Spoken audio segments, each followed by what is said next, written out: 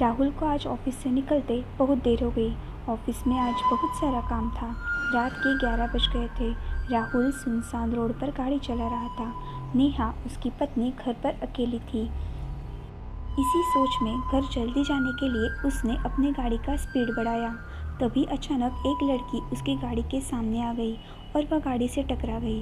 राहुल ने अपनी गाड़ी को ब्रेक लगाकर रोकने की पूरी कोशिश की, फिर भी वो नाकाम रहा। राहुल को समझ में ही नहीं आया कि हुआ क्या है। वह जल्दी से कार से बाहर निकला। उसको सामने एक लड़की रोड पर बुरी हालत में गिरी हुई दिखी। वो उसके पास चला गया। उस लड़की का पूरा मुंह खून से सना हुआ था। उसका चेहरा भी ठीक से नहीं दिख रहा था। लड़की के करीब पहुंच उसने देखा कि वह बुरी हालत में जख्मी हुई है। लहूलुहान हो जाने के साथ वो लड़की अचेत अवस्था में थी। राहुल ने उसकी दिल की धड़कन को चेक किया। उसकी सांसें चल रही थी, वह अभी भी जिंदा थी। राहुल ने जल्दी से हॉस्पिटल में कॉल करके एम्बुलेंस को बुलाया। राहुल अब बहुत बुरी तरह घबरा गया था। अपना सिर पकड़कर रोने लगा। थोड़ी देर के बाद उसने अपनी आंखें ऊपर उठाई और उस लड़की की तरफ देखा।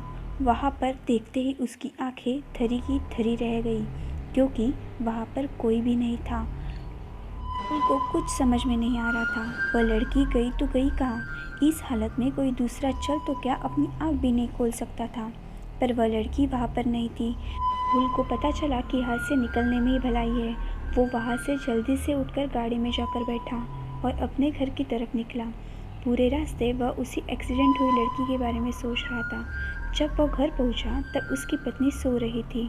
उसने सोचा कि सुबह उठते ही नेहा को सारी बात बता दूंगा, और वह सो गया। थोड़ी देर बाद ज़ोर से दरवाज़ा खटखटाने की आवाज़ आने लगी। नेहा की उस आवाज़ से आँख खुल गई।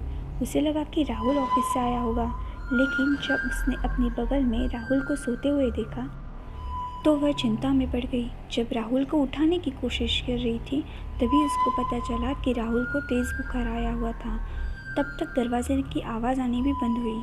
नेहा ने राहुल के सिर पर ठंडे पानी की पट्टियाँ डाली और वह सो गई। जब सुबह राहुल की आँख खुली तब उसे बहुत कमज़ोरी महसूस हुई।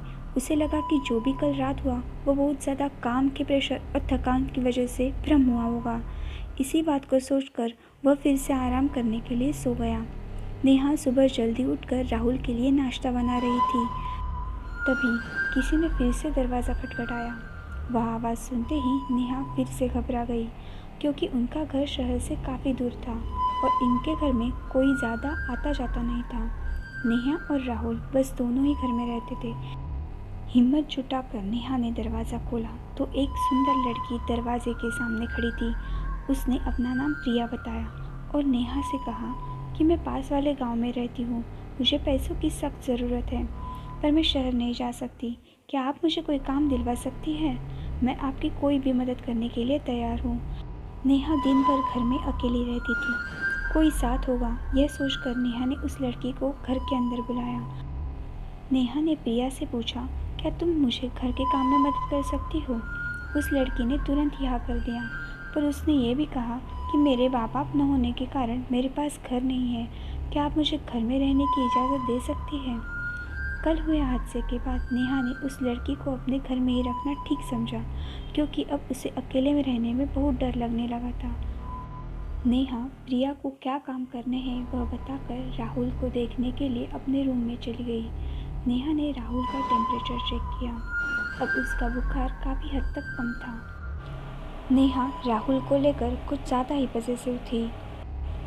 उसने प्रिया को उस रूम में जाने के लिए मना कर दिया और यह भी कहा कि तुम राहुल के कोई भी काम नहीं करोगी। थोड़े दिन बाद नेहा प्रिया के काम से बहुत ज़्यादा खुश थी, पर राहुल उस रात के हादसे के बाद बहुत परेशान था। उसी परेशानी की वजह से नेहा और राहुल के बीच में झगड़ा होने लगा। पहले उनके बीच ऐसा कभी नहीं होता था। ऐसा लग रहा था कि उनके रिश्ते को किसी की नज़र लग गई। नेहा राहुल की परेशानी समझ नहीं पा रही थी और वहीं दूसरी ओर नेहा के अनजाने में प्रिया राहुल का बहुत सारा ख्याल रख रही थी और इसके परिणाम स्वरूप वह नेहा से नफरत करने लगा और प्रिया के ज़्यादा करीब आने लगा। पर थोड़े दिनों में नेहा प्रिया का खेल समझ गई। नेहा ने प्रिया की ऐसी हरकतों की वजह से उसको काम से निकालने का सोच लिया। एक रात ऐसी कुछ विषय पर नेहा ने प्रिया को इस बारे में पूछ लिया और उन दोनों में बहस शुरू हो गई। इतनी बड़ी बहस सुनकर राहुल भी वहाँ पर आ गया। नेहा ने चिल्लाते हुए राहुल से कहा, मैं इस लड़की को काम पर नहीं रखूँगी और इसे इस घर में भी नहीं रहने दूँगी। अपनी पत्नी की ऐसी बातें सुनकर राहुल को लगा कि नेहा को अब शक हुआ है, तो उसने भी अपने बचाव के लिए प्रिया को घर से जाने के लिए कहा। पर जब राहुल ने प्रिया को घर से जाने के लिए कहा, तब प्रिया को बहुत सारा गुस्सा आ गया और वह अपने असली रूप में आ गई। वह असल में प्रिया नहीं थी, बल्कि वह लड़की थी जो उस रात राहुल के कार के आगे आई थी। गुस्सा आते ही उस लड़की का चेहरा बदल गया, उसका आवाज़ बदल गया। उसका डरावना चेहरा देखकर नेहा और राहुल दोनों भी बहुत घबरा गए। भूत ने कहा कि उस रात जब तुमने अपनी गाड़ी से मुझे टक्कर मारी थी, मैं तभी से तुम्हारे साथ इस घर में आई थी और तुम अभी मुझे इस घर से नहीं निकाल सकते। और अब वह राहुल के और पास आकर बोली कि पहले तो मैं तुम्हारी पत्नी को मारकर तुम्हारे साथ रहने वाली थी, पर अब तुमने भी मुझे इस घर से जाने के लिए कहा है, तो अब तुम भी जिंदा नहीं रह सकते, तुम दोनों भी मर जाओगे। ऐसा कहकर उस भूत ने दोनों का गला दबाकर मार दिया। अब दोनों भी खून से सने हुए थे, जैसे कि उस रात वह लड़की एक्सीडेंट के बाद।